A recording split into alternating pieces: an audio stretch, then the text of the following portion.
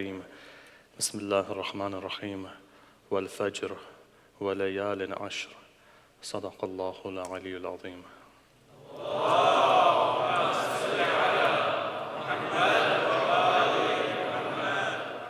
Our series of lectures have gone into a seventh night. Slowly we are edging towards the day of Ashura.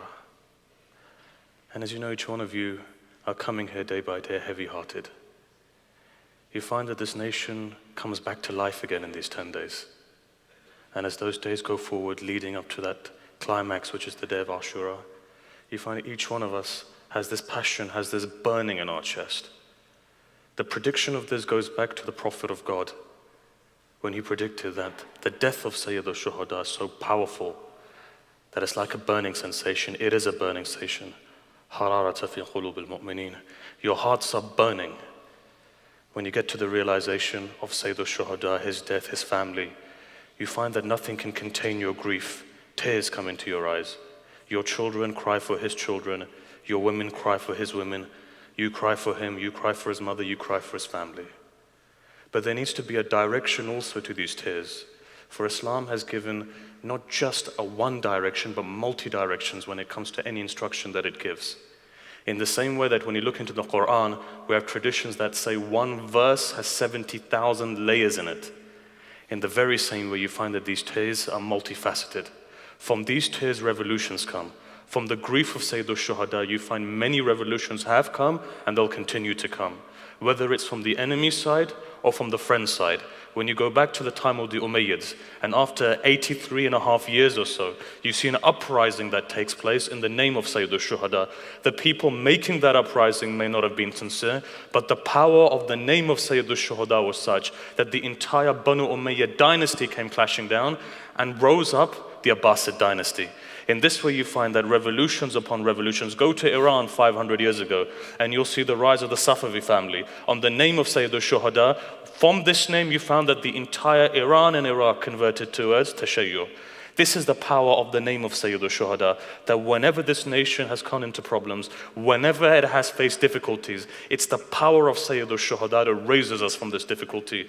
And you find that whenever we've had a problem, we go to the shrine of Sayyid al-Shuhada, we hold on to the zarih of Sayyid al-Shuhada, whatever we ask for comes true. That is the place of energy, that is the place of revival. This is why we have a tradition from the 6th Imam, Imam Ja'far al-Sadiq alayhi salam.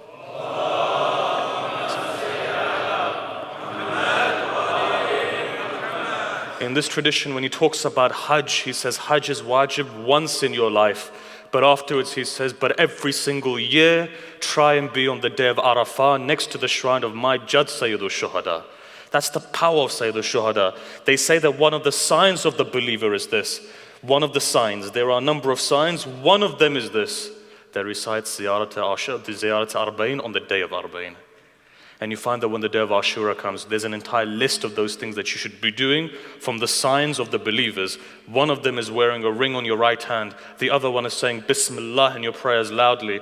One of them, when it comes to the day of Arba'in, is that person who recites Ziyarah of Arba'in. He is one of our followers. Why is there such an emphasis then on Sayyid al-Shuhada? Why has Allah emphasized him so much? Why is he one of the signs of the believers? Because he is one of those individuals, or that individual who saved the foundations of Islam. If Islam is alive today, it's because of the sacrifice of Sayyid al-Shuhada. If Tawheed is alive today, it's because of Sayyid al-Shuhada. If your humanity is alive today, it's because of Sayyid al-Shuhada. Had Yazid dominated and no man stood up, it would have meant that there was no humanity left in humanity.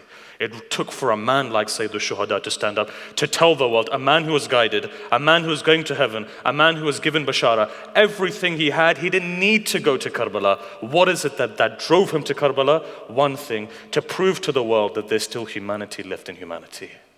If you go back into history, you'll see every prophet was betrayed in some shape or form by the people. Our prophet of God, the same thing. Amir al-Mu'minin, Imam Hassan. But it took for the day of Ashura to have 72 men who stood up for that sake. Why did Sayyid al-Shuhada have to go to give that sacrifice that he gave? Because it was his duty, there was a sense of duty there. In the same way you've been told to pray awwal waqt, right? For an imam, it's incumbent upon him to pray awwal waqt. You've been told to pray salatul layl, it's mustahab for you. But for an imam, he has to pray salatul layl. The difference is this. So let's say, for example, you have 4 hours from Dhuhr time to Maghrib time, and it's roughly about the time that you guys have. For an imam, it becomes obligatory upon him to pray awwal waqt. For you, you've been given the leeway. Even though the thawab is less, but before, let's say about 4:30, you can pray it. But for a believer, for a person who is engrossed within wilayah, within tawheed, you find that he has to pray awwal waqt. That's what makes the difference between the better and the liberal or the medium guy. So if you want to know a person who is at its peak, that person does his duty towards Allah. In this way, if you convert that down to the movement of Sayyid al-Shuhada, take it like that time frame. 12 o'clock is awwal waqt. 5 o'clock is when your salah becomes qada. Take it in this way. Sayyid al-Shuhada had an option that he could have gone to India. Sayyid al-Shuhada had an option, he could have stayed quiet. But what pushed him to stand up is that awwal waqt prayer. You see, Sayyid al-Shuhada going to Karbala means that he was praying awwal waqt. If you take that as a definition, if you take that as an example. So you see, even if he prayed at 4:30 like some of us do, still it wouldn't have been qada. But because Sayyid al-Shuhada was who he was, it dictated that he stood up and he went to Karbala to give his life. Sense of duty. So you see, each one of us also has a sense of duty. If you are a follower, a Shia of Amir al-Mu'mineen, it requires that you also have a sense of duty towards this religion. You have a purpose in life. None of you have been created in vain. You see, a person spends his entire life trying to figure out, what is the aim in my life? What is the purpose of my life?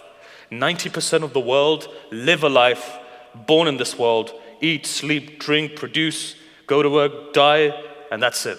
That's all of their life gone, shattered, 50 years, 100 years, 25 years, however many years. You find that you spend from the age of 21 to the age of retirement or working, you're in this entire race, the race of life. You're motivated by money.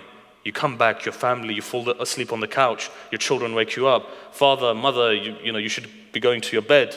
And in this way, your life continues. What is the purpose of your life, though? If I was to ask you a question, what is the aim of your life? The majority of the world don't understand the aim that they have in their life. Allah has created you for a reason. He's not created you in vain. It's that reason that should be driving us. You see, when your mind is not focused, when it's scattered, you find that these aims are not achieved. What is one of the reasons, for example, that the Buddha had to come and teach meditation to the people? What is the reason why Jesus, for example, gives the Sermon on the Mount? What is the reason that Musa comes back to his people and he educates his people? What is the reason that you find the final prophet come and give a system in place? For one reason, that you can focus your mind. Even within your mind, you find that there is Tawheed. Tawheed on a theological level is different, but in your daily life, you also find Tawheed. It is about you finding that Tawheed within your life, to take all of these scattered thoughts and to bring them towards multiplicity, from multiplicity towards unity. Let me give you an example. Now that we're on Buddhism and meditation, I'm going to take an example for that, for those people who may not be from the Shia faith, and there's one or two people who are not from the Shia faith. So let me give you an example. What does Buddhism say? Buddhism says this, that by centralizing your thoughts, essentially, when you meditate, what are you doing? You're taking multiple thoughts and you're removing all of those multiplicity and you're going towards a state of unity. The purpose of this state of unity, to be able to control your mind so that you can remove negative emotions and you can remove negative thoughts that go into your mind. What are you essentially doing? What is the Buddha teaching you? A way of focusing your mind towards Tawheed. In the same way within your daily life, you've been taught to do this. What does Islam do? What is one of the philosophies of prayer? The ability to be able to focus towards Tawheed, to remove multiple thoughts in your mind. When you do that, you find you come into a state of peace then. That focus is very important. So in your daily life, you find that you have many different caps on. You're a father, you're a son, you go to work, you're different, multiple lives that we're living. Islam is teaching us a way of going back to that focal point so that you can remove the suffering inside of you. It's a deep philosophy, and we don't have time to go into it. But the fact is that if you go back 1,000 years, in fact, if you go back 400 years, you find Islam was successful in the world. It's only the last 200 years where you've seen an intellectual decline of Islam. Otherwise, the foundations which were laid by Muslims is why the Western world is here today. What made them great philosophers? They say a philosopher was asked this in the Western world. A Western philosopher was asked, why is it that Islam flourished for so long? You see, the Western world, it's only after World War II you find this new system which is in place. Or if you go back to the British Empire from the time of Queen Victoria onwards. But you found Islam flourished for 1,000 years. What was it about those academics, those intellectuals? What was it about those doctors? Why were they so grateful? For one reason and one reason only. Everything they did was focused towards Tawheed. If they were a philosopher, the aim was God. If they were a doctor, the aim was God. If they were a solicitor or a politician, the aim was God. It was about Tawheed. They were one and they were at peace with themselves. Today when you go out to work, right, depending on who you meet, if you meet a non-Muslim, you become slightly like them. When you come to the mosque, you're slightly more well-behaved, you're different. When you go out, you're different. You find that we have different characteristics with different personalities, with different people. There's no synthesis which is going on, right? You pray, sometimes when you're outside, you even feel embarrassed to pray in front of people. You go into a closet, you go into a different room, you pray there. Why? Because you're not one with yourself, you're not at peace with yourself, you've not understood yourself. This is why you find that Amir al-Mu'mineen alayhi salam very famously says, he says, Man arafa nafsuhu faqad Man arafa nafsuhu faqad arafa rabbuhu. That person who has understood himself has understood his God. Go back to the temple in the Greek times. The very same statement was made by the Greek philosophers. Those who understand themselves understand their creator. The understanding of the self, understand who you are. Therefore, you'll find that there's no multiplicity inside of you. There's no hypocrisy inside of you. You break away from that. This is the entire conditioning of Islam. You see, it's a complete different chapter we can open up. But why am I taking you through this? The reason being is that we need to acquire that peace in ourselves. You know, a lot of times you find in the newspapers, right, or in the magazines, multitasking. What does multitasking do? Essentially, multitasking destroys your focus. See, Allama Tabatabai, right, 24 hours in a day. Allama Tabatabai, his children say that he used to work around the clock all night.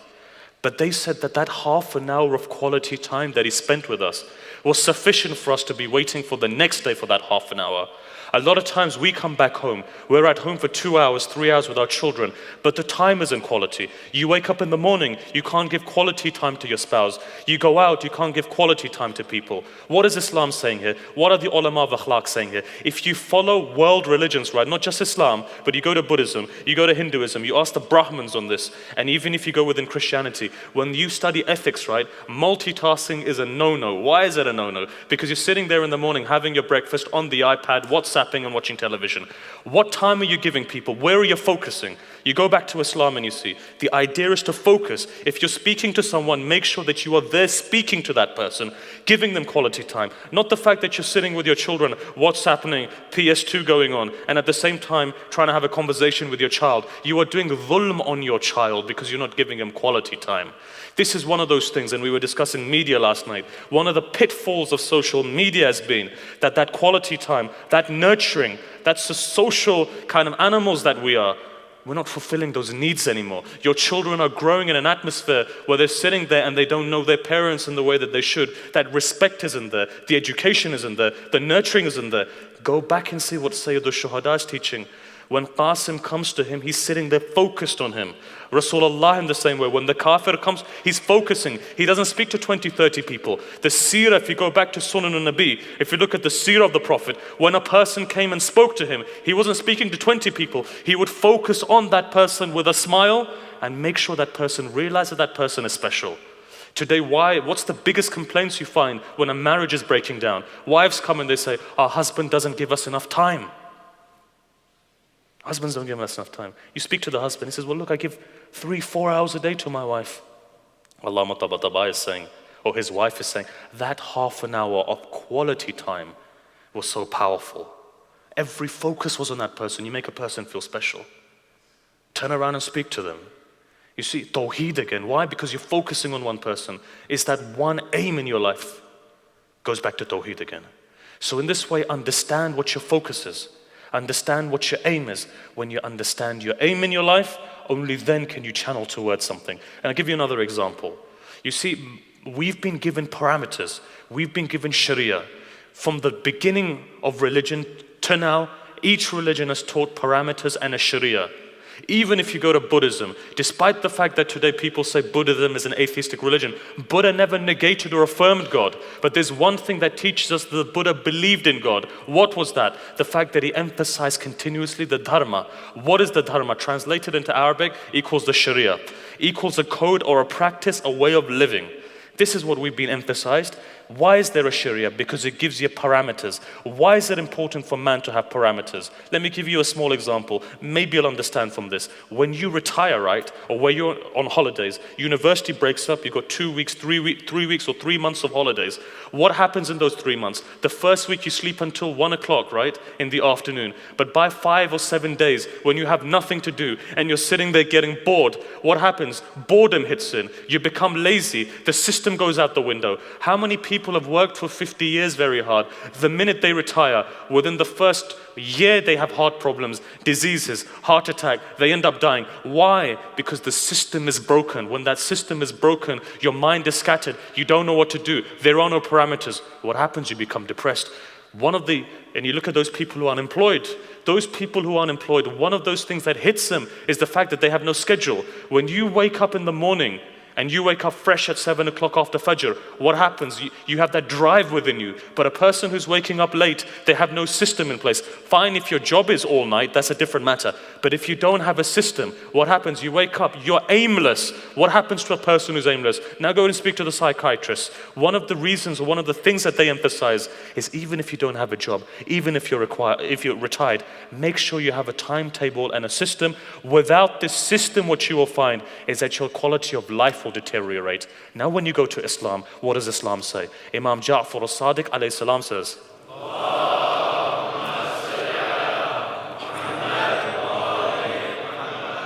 and he says this, he speaks to the Shia, right?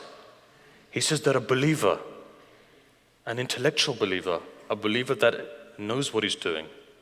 You see, a part of wisdom, Imam is teaching us. So as a person who has wisdom, a person who is not ignorant is able to balance himself. To go back to the Quranic ayat that says, وَجَعَلْنَاكُمْ أُمَّةً وَسَطًا. This wasat that we talk about is a balance. That Allah has created this nation on balance. The fact is you've been created to balance yourself. Balance everything. It's the mean point, is the balance that makes you who you are, right? It's what Aristotle talks about in virtue ethics. He talks about justice as the gel for all virtues. To smile is a virtue. To love is a virtue. To help people is a virtue. To be selfless is a virtue. To stand up when an elder walks in is a virtue. All of these akhlaqi traits, he says the gel on all of these akhlaqi traits is justice. What does justice mean? Putting his thing in his rightful place. It's the balance, right? So now go back and see. The sixth Imam alayhi salam is saying that in your life, you should divide your life into 4 parts. That's an intellectual person. That is a knowledgeable person. That is a person who is in balance. What are those 4 parts? What does Imam emphasize? He says from these 4 parts, one of those parts is that you go out and you earn your lawful living. That's one part. What is another part? Spend quality time with your family. What is another part? You need time to chill out, relax. What is another part? You need time to worship Allah. But that doesn't mean you break your life down either in 4 hours or 6 hours. The reality is that you break your life down into portions. So it doesn't mean that 6 hours you're playing football because I need recreation. No, it means that you break your life in such a way that these 4 things are being nurtured for. So a stockbroker, for example, or a person working in the city, if he's working 20 hours only for money, he has no time for anything else, he's an ignorant person. That person isn't regarded as an intellectual. And if a person is just studying 24 hours a day, that knowledge is not benefiting him, because the Imam is saying you have responsibilities. The best person is that person who fulfills their responsibilities. If you're just playing PS2 or PS3 or PS4, or however much has gone to, if you're playing all of that every day, what are you doing? You're not balancing yourself. There needs to be a time when you spend, even if it's half an hour with your family, there needs to be a time where you go to work, whether it's 9 to 5. There needs to be a time, quality time for yourself. It's important. Ulama of akhlaq say, they say that on the pathway of irfan, right, you need that quality time for yourself. You need to go into seclusion. Seclusion meaning even if it's for 5 minutes before you go to sleep. A lot of brothers have asked, says that how can we journey on the spiritual path? How can we make sure that our sins are decreasing? One of the way the Urafa have said, take that 5 minutes out at night time, sit down before you go to sleep, think about your day. It's what we call muraqabah. Think about what you've done in the daytime. See where you can improve. By a week later, what you'll find, that 5 minutes comes handy, because the next day you know that you're going to monitor yourself at nighttime. You become embarrassed when you do something negative. The embarrassment is the first step. And then after that, what you find, prevention comes. So you see, Islam has given us an entire system, systems there. So what do you need to do? In your daily life, make sure that you're giving time to your family. Make sure you're studying or earning your lawful living that you should be doing. Make sure you have time for yourself. Make sure you have time for God. Even if it's 10 minutes, even if it's half an hour, even if it's 5 minutes. That Maghrib prayer that takes you 2.5 minutes, make sure that 2.5 minutes is quality time. You see, it's not about the quantity, it's about the quality. When Laylatul Qadr comes and we're pounding away trying to recite 100 units of prayers, and by the 25th unit, you're half sleeping, you're drooling, your mind is somewhere else, you don't know what's happening. That isn't the quality of prayer Allah wants. Better than that would be if you were reading a book of knowledge. And this is why Ayatollah Burujurdi said that one day when a person came to him and he said to him, what is the greatest thing we can do on Laylatul Qadr? You know what he replies? Marja of the Shia. What is the greatest thing we can do on Laylatul Qadr? He says, learn, knowledge. Why? Because we have a tradition from the Prophet that says, al-ilmu nurun, knowledge is a light. Increase that light in your heart. Read the kalam of the Imam. Develop yourselves. It's a movement, it's a holistic way of living. Islam is a system. Understand the system. There is a solution for everything. How to live your life, how to walk, how to talk, how to behave, how not to behave. You go back to the sayings of the Imams, you find all of these things there. So the only question that comes into my mind is, when Islam teaches you that when you walk into the toilet, you walk with your left foot, and when you put your belt around, there's a system of putting your belt around, and when you clip your nails, there's a system there, then I really ask the question that when the Prophet of God was leaving this world, did he not leave a successor? Such a massive thing he left out. It doesn't make logical sense sometimes. If Islam teaches you how to eat, it says 3 fingers, say Bismillah when you start, and it gives you an entire process, then who can turn around and say the Prophet didn't leave a successor? The greatest thing in the entire religion is the governance of the religion, and there's no one to lead it. So you see, we have been given that privilege. We've been given the honor to be a part of that religion which is the greatest religion. Part of that system which takes humanity where it's balance. But I want to take you on a journey in the next half an hour. And this is very important. You see, there's one thing in our life that teaches us whenever we go off to come back again. Yes, you have that love of the Ahlul Bayt within you, but there is another reality which is waiting for you. And each one of you will face this reality. What is that reality? The reality of death. The reality of the fact that you're going to die. This is what I wanted to raise yesterday. We weren't able to do it. But today, let's start off on the journey towards death. How many people have left this world who were here last year? How many of your friends have gone? How many people have passed away? As we said, there is no logic to death. I want you now to imagine this. One day, you'll be in that grave. Either you'll be chucking dirt on my face, or I'll be chucking dirt on your face. The fact is that you will die one day. It is a reality. You'll be there in your grave. You think you're going to live forever? You're not going to live forever, my friends. How old are you now? I remember when I was in nursery, if you ask some of the elders, they'll tell you, we used to be enjoying in Tanzania and Uganda and Kampala and wherever they were, and you speak to them, and you ask, how old are you? 70 years old. Do you remember? He says, I can remember when I was 21. How fast does life go? For those people at university, 21 years of your life is gone. Are you going to get another 21 years? For those people who are working, 40 plus, you may not get another 40 years, my friends. And those people who are 60, you'll be lucky now to get another 20 years of your life. You see, life is going, and you are going towards that final destination. You are going towards that final location. It says within the alamat of the hur of the Imam that sudden death will increase. How many people do we know? You're driving in a car, there's a car crash, you die. You're on a plane, something happens, you die. You're walking down the road, your heart beats slightly faster, you trip over, something happens, you pass away. And death is coming to all of us. Death is a reality. It doesn't make a difference who you are, what you are, where you're from. One day you're going to die. And you'll be lucky if there are people around you. Visualize your death now. Imagine you're a lucky person, that your family is around you, because people die without any family, any friends. And imagine Malakul Maut is coming to you. Imagine that, because he's going to come to you one day. Very soon Malakul Maut is going to come. What are you going to do then? Sobers us, right? I can see everybody's sober now. Why? Malakul Maut. The minute you mention him, the minute that you mention death, the minute that you realize that you're going to die, you know straight away, you become sober. What's going to happen then? Think about it. You're lying there in your bed.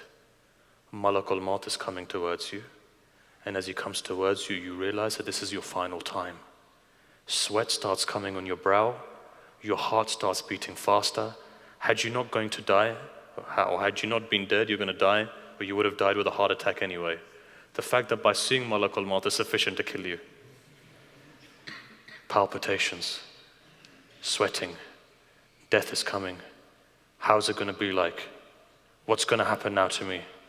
How's he going to pull out my soul? Malakul Maut comes, he sees you and he grabs your soul. And at that moment, we have a riwayat that says, somebody comes to the sixth Imam and says, there are two types of people that we've seen in this world. One type, at the point of their death, they're struggling. The life isn't coming out of them. You've seen this and I've seen this. They're struggling. Days go by. It's almost as if they're struggling. Death isn't coming. Their face changes color. They're going pale. You find that blood vessels rip. You find they start bleeding from places, but death isn't coming. So you sit down, you recite dua, you recite verses, you recite Yasin, you recite Ayatul Kursi, you recite Dua Samat. You start reciting various different things for one reason, just to pray and make sure that the soul comes out of the person's body. The struggle is going on, the pain is there. You see, the pain of death, they say, is the most painful moment in a person's existence. But this person then asked the Imam, he said, why is it that some people struggle in this way, but other people are such, like the believers are? It's like a smell of a flower. Straight away, Malakul Maut comes, straight away, their soul is gone, straight away, they're gone. Says there's two types of people. How do you want to die? Do you want to die struggling in pain, or do you want to die like that you go? Your quality of life deteriorates when you begin to struggle. May it not be that you're struggling, may it be that when death comes, you go straight away back to the divine. And so in this way, Imam now replies. He says, listen, let me give you an example. Let me tell you those people who struggle, and let me tell you those people whose souls leave very easily. He says this, now listen to this. You know, the Imam gives an example. He says, imagine if there's a dry, and this is in my words now, imagine if there's a dry cleaner, right? Or imagine you go and you get your laundry done. Now imagine 1,000 years ago how they would go and do their laundry. They'd come to the river, a person would clean the clothes, and wherever they found space, they'd put the cloth there. On the floor, they'd put a cloth. Let's say on a tree, they'd put a cloth. On a bush, they'd put a cloth. Now you have all of these clothes scattered everywhere. And now imagine a hurricane is coming. Or imagine, for example, a tsunami is coming. What would you do in that situation? What you would do and what I would do would be we'd run, right? We'd leg it. How would we leg it? We'd take the clothes, we'd grab the clothes and we'd take him. Those clothes on the ground, when you take him and you pull him, comes very easily. But that cloth which is on a bush, when you pull it, and you're not going to think, I'm going to have to take it off like this. You just pull it and you leg it, right? What happens? It has thorns there. What happens? The thorns begin to rip the cloth. And as they rip the cloth, you find the entire clothes are ripped. The Imam turns around and says, the example of the cloth on the floor is the example of the believer.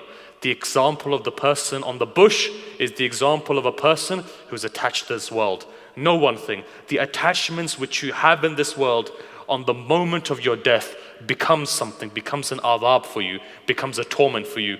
This is why you've been told, release all of those attachments. Sometimes it's better to release all of them in your lifetime as opposed to leaving your wealth and your property until after your lifetime. Because shaitan at that moment comes, he will test you. You will be tested from your family, from your property. Maybe news may come that your property is burning down.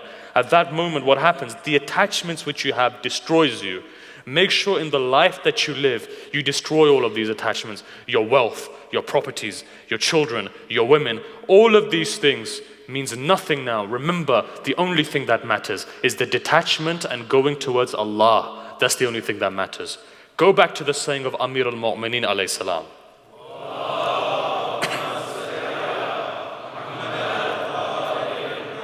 Very beautifully he says, look, oh people, know when death approaches you, Know one thing. Your wife or your wives that all of your life you were chasing after, what happens? The moment you die, they'll go and marry again. And your children, they'll divide all of your wealth amongst themselves. What benefits you then? You fight your life, go throughout life fighting for your children, and they'll divide your wealth. Your wives, they'll go and they'll get married again. What is yours then? Who is yours but your deeds and your connection to Allah? Other than that, you find, and you can reverse that as well, husbands will go and get married again the next day. Children will divide their mother's property. Mother will be in the grave. What is yours then? The only thing that's yours are your deeds and the Creator. And this is why Allah puts us in tests. Sometimes you think to yourself, when you're in problems, people, when they shut the door on you, in fact, sometimes your own family shut the door. Purpose is what? God is saying, come back to me. I am the only person who keeps my door open for you. So in this way, when death comes, release all of those attachments, because one day what you will find is those attachments will come back to you. They will haunt you. In the tradition now it says that death becomes painful for 3 types of people. Death becomes painful for them. 3 types of people death becomes painful for. Think and look in yourself. Do I have these 3 characteristics? Shall I tell you what those characteristics is? The first characteristic is a person who supports an oppressor. Your death becomes difficult for you if you support an oppressor. What does it mean by supporting an oppressor? Does it mean by supporting Yazid, Saddam, Namrud, Fir'aun? Is that just oppression? No. Shall I tell you what oppression means? Let me give you an example. Then think within yourself if you have these qualities. Your sister has a fight with her brother. Your sister has a fight with her husband, your brother-in-law, right? What happens? Straight away, without even asking, you take the side of your sister. What have you done? Dhulm. You've become an oppressor. What happens? On the moment of your death, you could die a kafir because of that.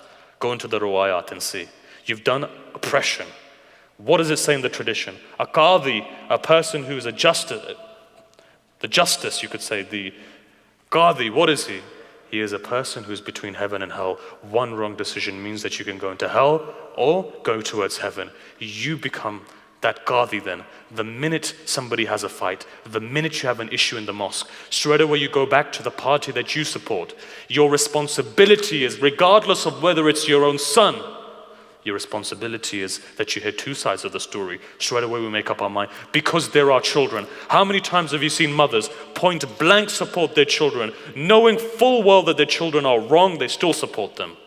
You know, recently a person came to me and they said to me, a child, they said, our mother, and this was the flip side of it, says everyone's children or everyone's mother support their children. Our mother doesn't always support us. Whenever we do something, she asks us questions, she interrogates us, she does the just thing. But if you look at other people's mothers, they support them point blank. I said you should be thankful and grateful that your mother has justice, because she's paving a way towards heaven. Regardless of whether if it's my son or your son, the fact of the matter is that when they're wrong, they're wrong. Do not be one of the oppressors. And this is one of the reasons why I wanted to mention this, because in every mosque, not just in Shia mosque, Sunni mosque, you find in every institution, and again, no one's told me about the issues you may have here, so I'm not going to raise any issues here. As far as I'm concerned, there are no issues in Bathurst. So I'm going to go next door to the other centers, which are next door, and I'll mention them. When 2 parties are fighting, when presidents are fighting, when groups are fighting, what is our responsibility in that? Our responsibility is that we need to be just. Otherwise, our death can be very painful. We can die the death of a kafir. Be very careful what you do. Be very careful the decision you make. Do not oppress a person. Know one thing, that when an oppressed person raises his hands, it becomes mustajab. When an oppressed person curses you, where are you going to turn to? If you've oppressed anyone, and one of the people that you find that you oppress are your family members, how many people are oppressing their spouse without knowing it? The fact that you go into your house and sometimes you're aggressive with your wife. Why are you aggressive? Because I've had a bad day's work today. I got fired or whatever happened. The minute you come into the house, you start taking it out on your wife and your children. What have you done? You've oppressed them. What is your down? If you were to die, it's possible you die the death of a kafir. Do you want to risk all of that? Do you want to become an oppressor? What happens when you become an oppressor? The grace of Allah is taken away. The threshold for problems when they come in your life to tackle them are taken away. You know, you find problem upon problem comes for that person who's an oppressor. Do not do dhulm then, in the same way that you find wives as well. Straight away they start abusing, without knowing it, they start abusing and raising their voices and saying things to their husbands, not realizing that they're doing it. Sometimes the people that we care about the most we take for granted. Make sure that you don't oppress your wife, your children, or your husbands. You see, it happens in our daily life. Oppression is something which is open to us. It happens in our mosques, it happens in our madrasas, it happens amongst brothers and sisters. But be a person like Amir al-Mu'mineen that's just. Develop that justice in yourself, that even when it comes to his own Shia, you know what he says? He says that I'll treat you with justice. I'll treat you with justice, regardless of whoever you are, whatever you are. Second thing, one, oppression. Second thing, false statements.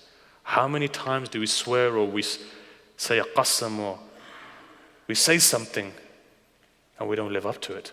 False testimony in a court of law. Even if it's going against you, don't ever lie. They say lying is the key to sins. The minute you begin to lie, the Imam alayhi salam is saying, there's a tradition that says, it says, my Shias may sin, but one thing they don't do is they don't lie. My Shias may do many things. They may be very sinful, all sorts of sins, but the one thing that they don't do is they don't lie. They're truthful. Second thing, painful death. If you have that vice that you lie, you're not a Shia. Remove that within yourself. But then the Imam says another thing, and this gives us hope. He says, maybe my Shias will sin. They're not infallible, they will sin. But my Shias are those people who repent straight away. Sometimes, we say to ourselves that we feel embarrassed standing in front of Allah. You say that, right? I feel embarrassed. How can I face my Lord? I've just sinned. And I was sinning yesterday as well, and I'm sinning today. But Allah says, He says, even if you sin, don't turn away from me, my servant, come back to me. Even if you've sinned, make sure that you repent straight away. Regardless, yes, you feel embarrassed, it's good to feel embarrassed. Is the day when you don't feel embarrassed is the day that your heart is now being closed. Second thing. Third thing. See, tawbah is a very powerful thing. It takes you back to Allah. What are you saying? You're saying, I repent and I come back to the Creator again. So make sure that you make a covenant with yourself.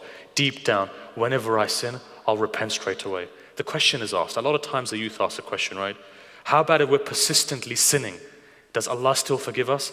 The answer to that is Allah will continue to forgive you if you make the intention that I'll never do it again.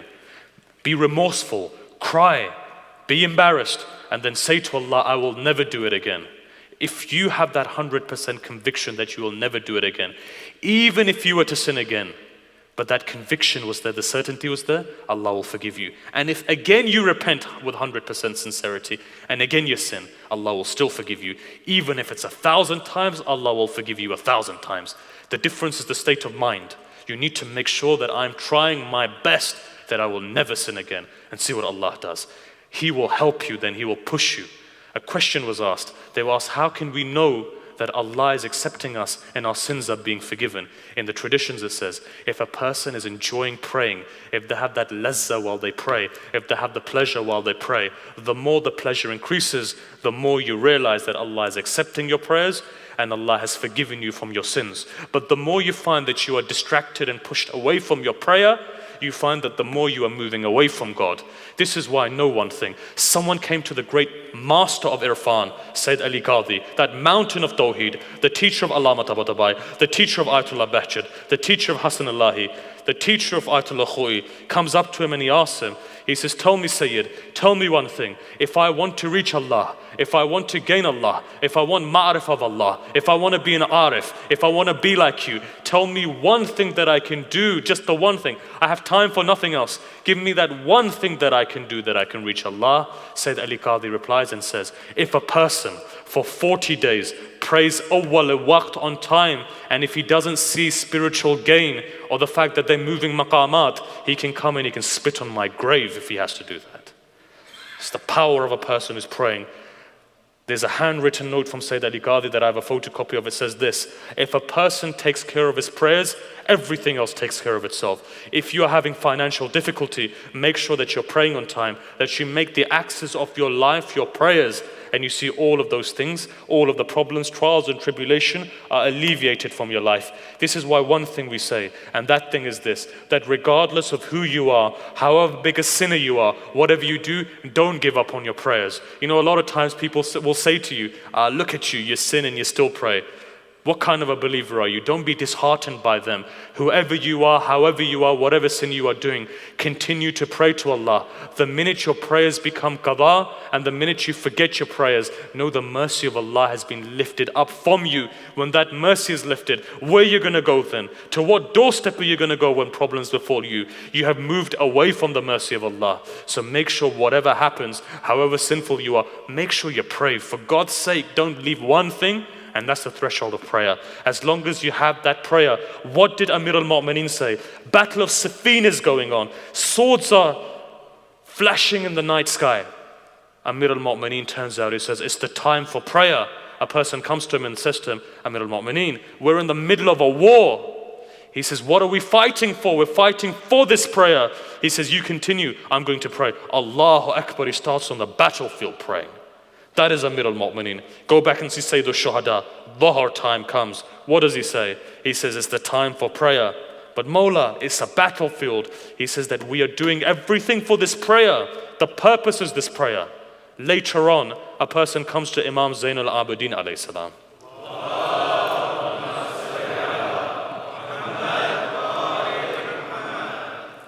He says to him, after Karbala, comes to him, he says, Mawla, tell us, who won? Yazid or your father? Now imagine asking that question. 18 of your family members have been killed. You've gone from Kufa to Sham. Your entire family has been violated. And a person comes to you and asks you who won. Imagine what Imam Zain al-Abidin must have been feeling. You know what he replies? Calmly he says, why don't you go and pray 2 units of prayers in Masjid al-Nabawi and then come back to me and I'll answer your question. The person goes and he comes back. He says, now Mawla, tell me who won. Imam says, do I need to tell you who won? The fact that prayer is still established means that my father won and Yazid lost. The entire battle is for those 2 units of prayers. Those 2 units of prayer symbolizes Tawheed. When a person comes to the Imam and he says, you have given us the kabair, the major sins. Where is not praying? You know, you said the first thing is shirk. Where is it that not praying? The second thing, for example, is losing faith in God. And then after that, lying and alcohol and all of these things, then in the kabair, the major sins. The Imam replies, he says, not praying is shirk, comes into the first category. Why? Because you're saying to yourself that Allah, I'm not going to follow you, I'm going to follow my nafs. Therefore your nafs has become your God. This is why Akhir Zaman, there's a tradition that says, people will follow the dinar and dirham, it will become their Lord. What does that mean? That means your entire life will be spent in buying that Ferrari and buying that big house and having that wife and having those children that you always wanted. You forget the idea that the purpose is not the wealth.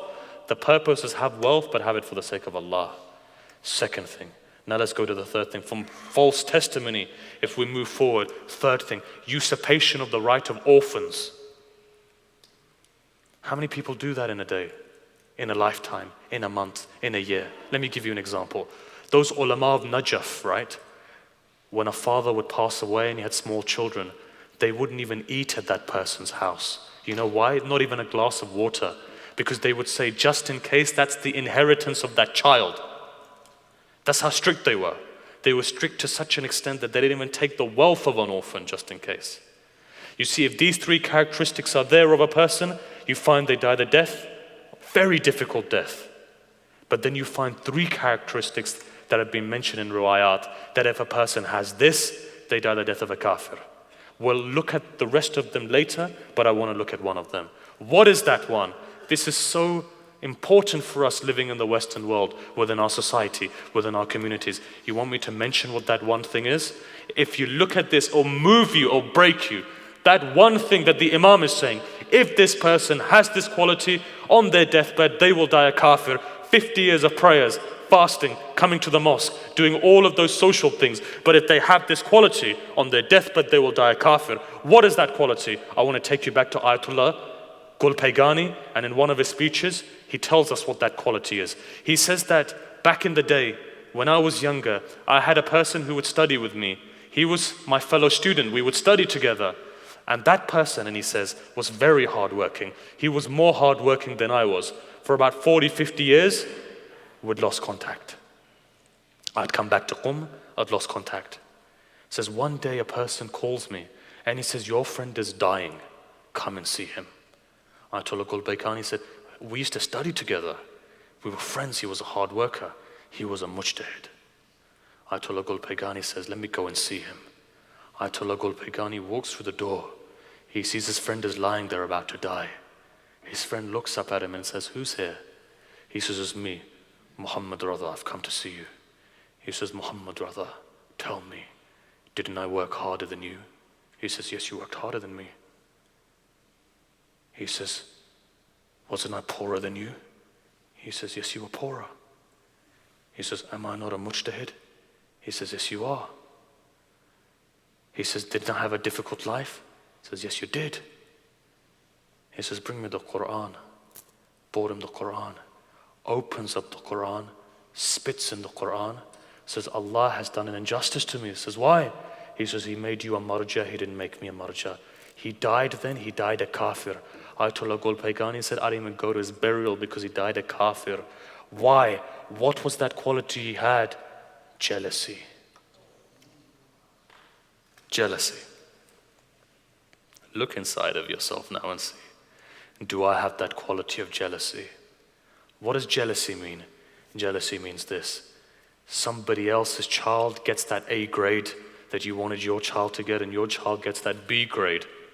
What happens then? You start feeling jealous. Why didn't my son get that? Jealousy. Another part of jealousy. A person buys a nice car. You don't have the money for that nice car. You're feeling jealous. The minute, God forbid, he crashes it, you go to him and you say to him, look, I'm so sorry you crashed your car, but inside of you, yes, he's crashed his car. Now I've got to we're now equal playing level. Jealousy destroys you. Why has he got such a nice looking husband or such a good looking wife?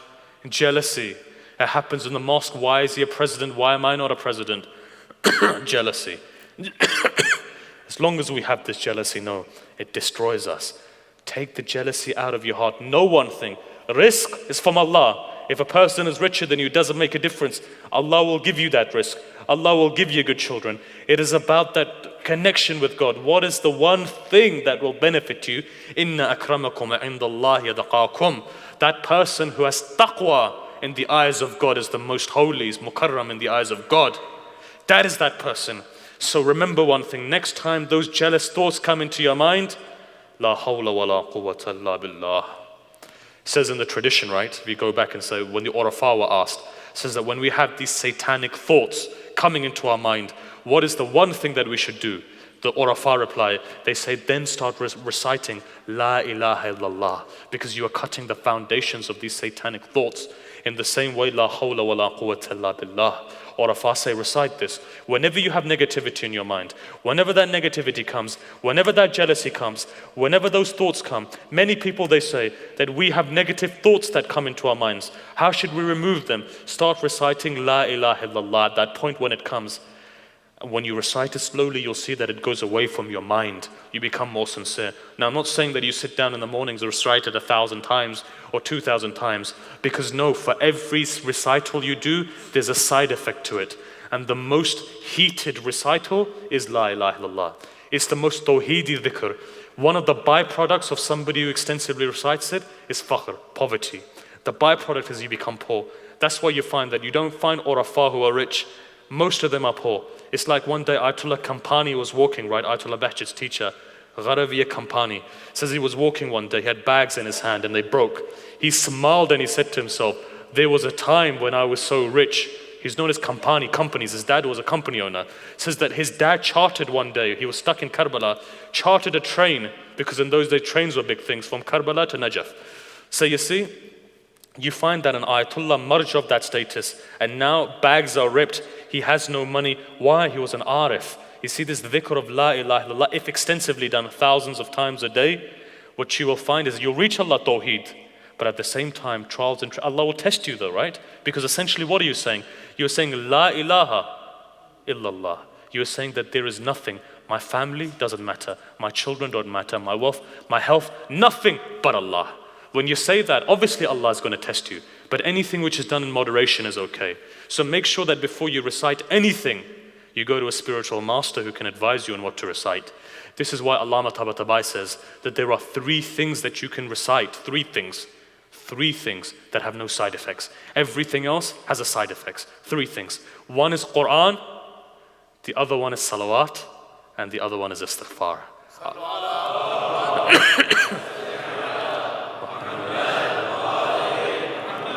So now in your spiritual development, introduce 3 things in your life. Quran, even when you go to school or work or wherever you are, just one verse of the Quran. Let's say you go into work, right? 8 o'clock, you're sitting on your desk. Open up the Quran. Bismillahir Rahmanir Rahim. Alif, Lam, Mim. That's it. Even if it's a line, recite a line. Even if it's a page, consistency though. You see, one of the biggest things, the mistakes which we make in Ramadan, you go all out on the first day, you recite half of the Quran. Second day, you're like, I'll recite a quarter. Third day, I'll recite a page. 4th day, a line. 5th day, you've stopped the Quran then. Why? Consistency. How do you develop consistency? Orafase. Small, sweet, continuous. Keep on doing that.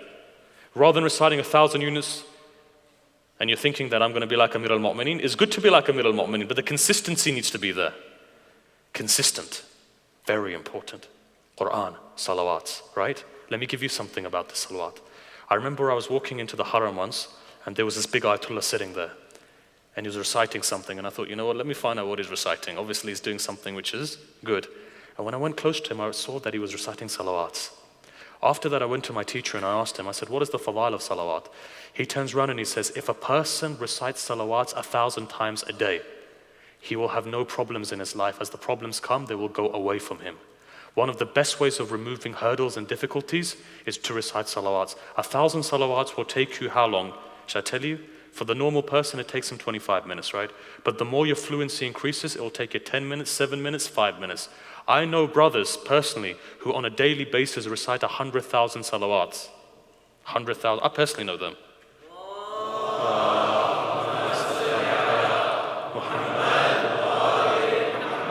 And it's more than possible one of the brothers is sitting here, because a couple of days ago there was a brother sitting in this hall from all of you thousands that I know very well from Iran. We were together in Qum. I know that he recited 100,000 every day. Personally know that. And it's not very difficult either. If you get that fluency going, if you get that connection going. But one of those things, the ulama say, the urafah say, 1,000 salawats a day will remove problems from your life. Will remove difficulties from your life. Whenever you have a problem, make that intention, I'm going to recite that salat. You know why? Allah does it, the angels do it. The Prophet loves it. The Aimam alayhi salam, they love this. So recite this. The other thing is istighfar. A person comes to Ayatollah Bahjat. Final thing, inshallah, we'll continue the rest tomorrow. Comes to Ayatollah Bahjat and asks him. He says, I've got difficulty in my life. What should I do? He says, repent, recite istighfar as much as possible, because istighfar also removes trial and tribulations from your life. We have 3 golden nuggets there that you need to put in your life.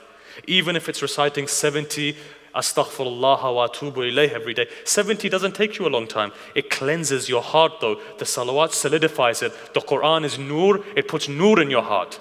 Why not do something like this? Why not enlighten yourself? You see, they say that Muharram is the beginning, right, of the Muslim calendar, the Islamic calendar. In fact, we have a riwayat to say Laylatul Qadr is the beginning of the Islamic calendar, but that's a different debate. Make yourself an intention that from today I will introduce these 3 things, even if it's 100 salawats, even if it's 70 times istighfar, even if it's reading 2 lines of the Quran. Do something that changes your life. Do something that destroys your vices. Why are we essentially here for today though? Because each one of you is here to give condolences today to Imam Hassan alayhi salam. You see, one of the most difficult masaib to recite is actually the masaib of Imam Hassan alayhi salam. And today I'm going to take my time and I'm going to go slowly. Because many sisters have requested, many brothers have requested, please pray for us in the middle of masaib. Remember all of those brothers who are suffering today. Whoever has a problem in their heart, when those tears come into your eyes, pray for them first. Because this is the sunnah of Our Lady, Fatima al-Zahra alayhi salam.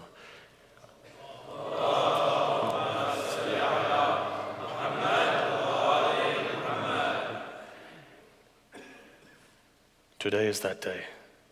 These days are becoming more heavy. Pain is coming into our hearts. Today you're going to cry for a person who's yatim. Let me tell you a tradition before we get into that. They say 3 days had passed after the death of Zahra. They say Salman comes back into Medina. As Salman comes back into Medina, he didn't know what had happened. You know what happened. Salman comes and he sees that the door of Amir al-Mu'mineen is broken.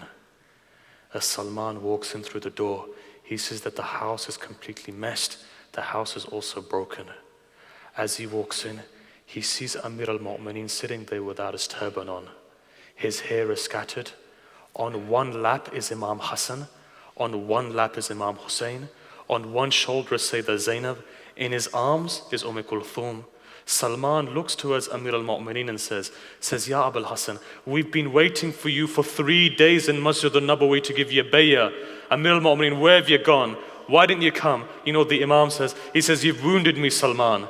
Know one thing, ever since Zahra has died, I've become a mother and a father to these children. When Hassan wakes up crying at night time, I go and I make sure that he's okay. When Kulthum cries at night time, I'm the one who makes sure. When Hussein is thirsty, I'm the one who makes sure that he has water. Since Zahra has died, since they've become orphaned, I've become a mother and a father to them. But if you want me to stand up and if you want me to come, then I'm going to leave my kids here for you and I'm going to come towards Masjid al-Nabawi. They says Amir al-Mu'mineen stood up. He walks towards the door, and as he walks towards the door, he sees the blood stained on the wall and the blood on the floor, and he falls on top of his head and he says, Salman, is this what you wanted me to see? Ajrukum Allah.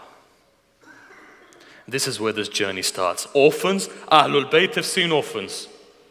But what is tonight about? Essentially, tonight is about giving your condolences to Imam Hassan alayhi salam. In Karbala, they say that there was a very famous reciter in the 60s and the 70s. He would recite the musibah of Imam Hassan alayhi salam. One night he saw that Zahra comes into his dream, and Zahra says to him, why is it that you don't recite the musibah of my son Hassan? You know what he replies? He says, lady, I recite everything that I can recite. What do you recite? I recite the fact that Hassan was poisoned. In the riwayat that says when Imam Hassan was poisoned and the poison was cutting his liver, right? You know when a person is poisoned, they want to move, yeah? They can't sit still. They put Imam Hassan on a bed. He would move from one place to the other place, and as he would move, when you and me have problems, we say, Ya Ali. When he was moving, he was remembering his mother. He would say, Ya Zahra. He would move to one side, and again his heart would cut. He would say, Ya Zahra, would move on to the other side. His liver was cutting and he was coughing, and as he began to vomit, they say, Imam Hussein walks in, and Imam Hussein is crying. Imam Hassan looks towards Imam Hussein. He says, bring me a bowl, my brother. The bowl is brought. He vomits, and as he vomits, his liver comes out into that bowl, and as his liver comes out, Hussein begins to cry. Hussein begins to cry. Imam Hassan looks towards him and he says, Hussein, why are you crying for? He says, I can't take the pain that you're in. What day has befallen us? At that moment, Imam Hassan says, Hussein, that day will come. Your day is the most painful day. La yawmika yawmika ya Aba Abdullah. He says this. He says, Hussein, take the bowl. Hide the bowl. He says, why? He says, because my sister Zainab is coming. When she sees the bowl, she won't be able to take this. At that moment, Zainab walks in. Imam Hussein quickly hides the bowl so that Zainab doesn't see the liver. And at that moment, Zainab comes and begins to cry. You know what Imam Hassan says with blood in his mouth? He says, Zainab, don't cry, because if you cry, I'll cry. At that moment, they say that the woman who'd poisoned Imam Hassan, his wife, comes to Imam Hassan. She says, Mawla, I'm really embarrassed that I poisoned you, but do one thing for me. I can't face Zainab. You know what that Kareem Imam does? Despite the fact that the woman has poisoned him, he says, the door is over there. Leave now so Zainab doesn't come and see you. She runs and she leaves this. That's Imam Hassan. This is the tragedy of Imam Hassan. But at that moment, he doesn't stop there. He continues and he says, but there was another incident that takes place. You know what that incident was? Let me tell you that incident. What is the greatest moment in the life of a woman, right? The greatest moment is that if she finds a spouse who's worthy of her. You see, we all have dreams. Take a breath. You can't continue to cry. But pray when those tears come into your eyes. Ask Allah for your desires. They say one of the most important moments in the life of a woman is her wedding day. It's her husband. Imagine if you're an 18, 19-year-old girl and you've married Imam Hassan alayhi salam. And imagine afterwards you have a child. Imagine how painful it is if your husband is leaving the world and you don't have anyone to support. A young woman with a son passed away, husband. She becomes widowed at an early age. You know what the riwayat says? It says when Imam Hassan's heart was breaking and he was moving and he was coughing and he was vomiting, a small child, age of 1.5, is crawling on the ground and coming towards Imam Hassan.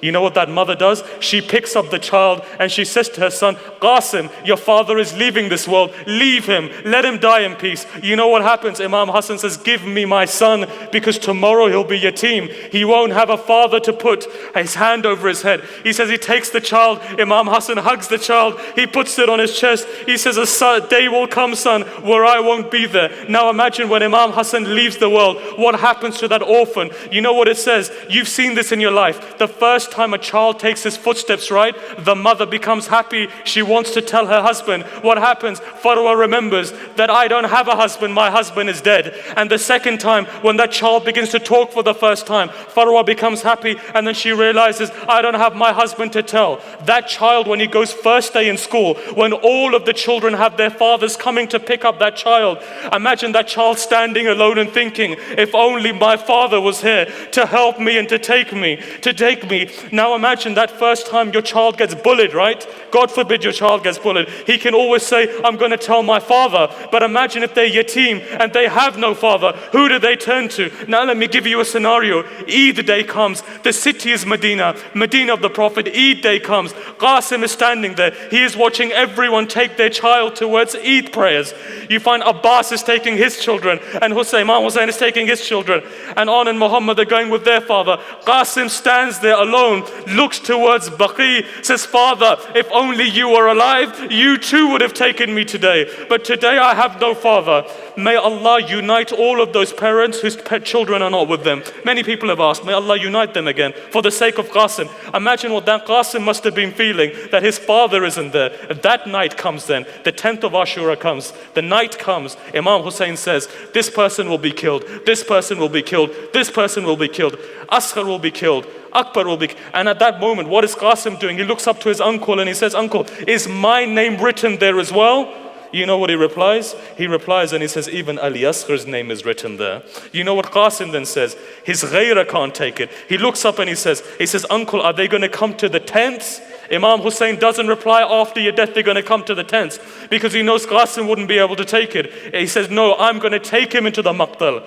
You see, many of the companions of the Imams couldn't take the fact that these men are going to come towards the tent. The day of Ashura comes. You know what happens on the day of Ashura. Each one of you know, one by one, what's happening? Lives are being given. Lives are being given one by one. Ali Akbar is gone, right? On and Muhammad is gone. One by one, each one of them are going. Farwa is sitting there and she can see Qasim is moving from one side to the other. You know what she turns around and she says to her son, may it not be that I don't have a husband, the fact that you don't go into the battlefield, may it not be that. You see, Qasim walks out. Every time he goes to Imam Hussein says, but you're the sign of my brother, how can I send you in?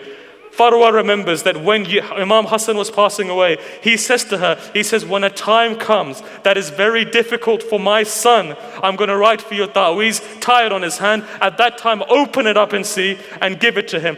You know what she says? She says, what a greater trial and tribulation than here. You know what happens? They open it. You know what that letter says? They say, Qasim begins to smile. On that letter it says, Ya bunayya Qasim, oh my son Qasim, there will be a time that will come where your uncle Hussein will be ghariban, wahidan, atshanan, madluma. Your uncle will be madloom, he'll be alone, he'll be gharib, there will be no one with him.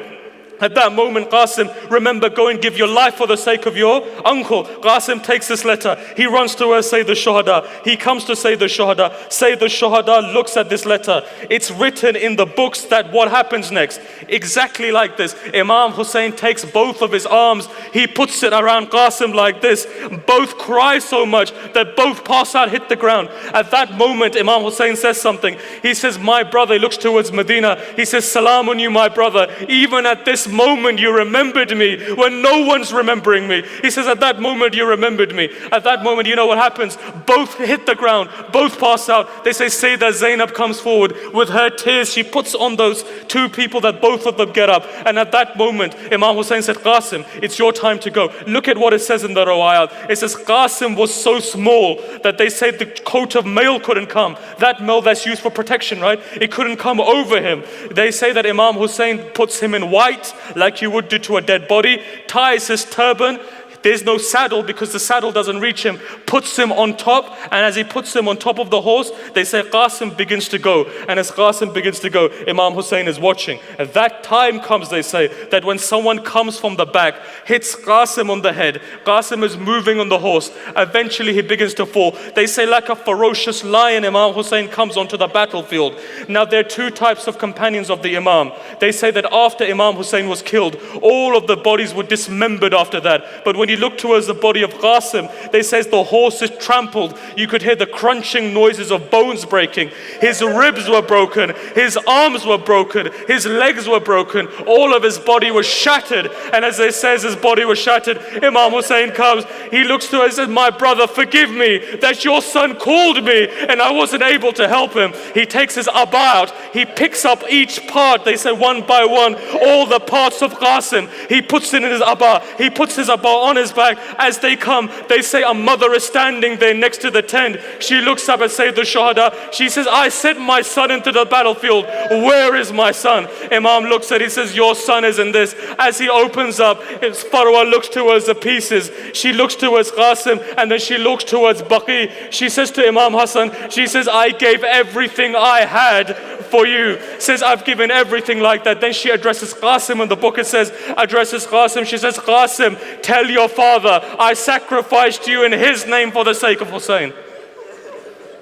Inna lillahi wa inna ilayhi raji'un. For the sake of Muhammad and Ali Muhammad, may Allah accept our worship today. For all of those people who are suffering, for all of those women who don't have children, for the sake of Qasim, may Allah give them children. For all of those hajat that you have, there was one yatim by the name of Qasim. There's also another yatim as well, who would stand there next to the cell waiting for her father to come. Waiting for her father to come.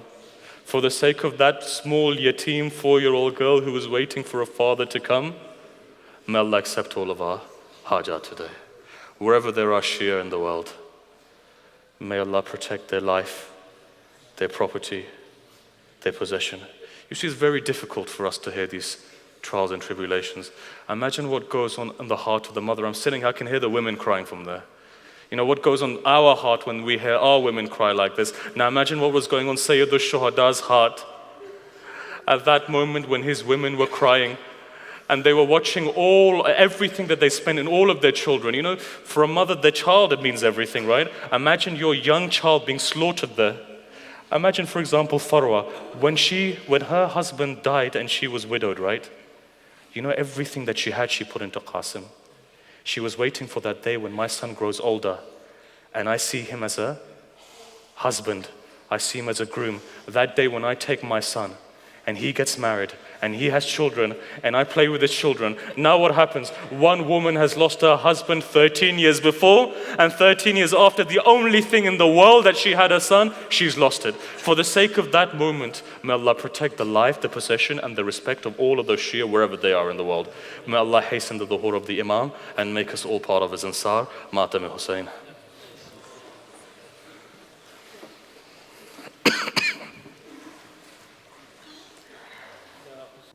Ya Hussein.